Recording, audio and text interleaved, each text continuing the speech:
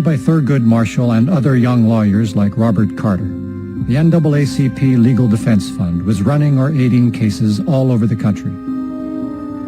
The court picked 5 and consolidated them into one set of arguments, forever known as Brown versus Board of Education of Topeka, Kansas. Welcome to Love Black Culture, and this week in Black History, one of the largest landmark court cases ever was decided and made integration of schools and the opportunity for equal education the legal right of African American students. Before we get started, we want to thank you for watching. If you love Black culture, please subscribe and like the video.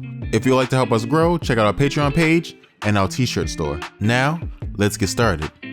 On May 17, 1969, U.S. Supreme Court Justice Earl Warren delivered the unanimous ruling in the landmark civil rights case Brown versus Board of Education of Topeka, Kansas. This ruling stated that state-sanctioned segregation of public schools was a violation of the 14th Amendment and was therefore unconstitutional. The historic decision marked the end of separate but equal, a precedent set by the Supreme Court in the case Plessy v. Ferguson in 1896. Chief Justice Earl Warren stated, "We conclude that in the field of public education, the doctrine of separate but equal has no place.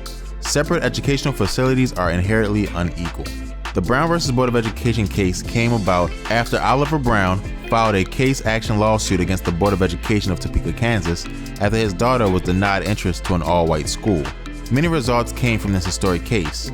One result was the cementing of Thurgood Marshall's legacy. Thurgood Marshall, the head of the NAACP's Legal Defense and Education Fund, had fought for big issues before, but this case was easily his most recognizable and popular case.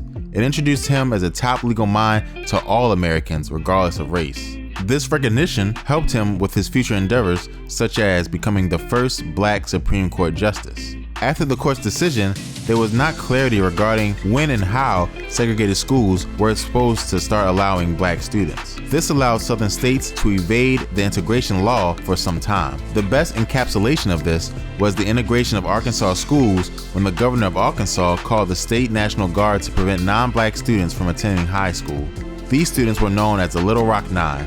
In order to defend the verdict, President Eisenhower sent federal troops to escort students into the school under armed guard. However sad this event was, though the event was sad, it was the first time that the public was able to see the barriers that were built against separate but equal, and how, with the help of the law, they were broken down as a result of the ruling from Brown versus the Board of Education. To recap, this week in history, the case Brown versus Board of Education received unanimous ruling for integration against the previous norms of separation. If you'd like to learn more about Brown versus the Board of Education, please check out the description below. We'll link several videos and books for those who are interested in learning more. Thanks for watching. If you learned something in this video, remember to like and subscribe to the channel.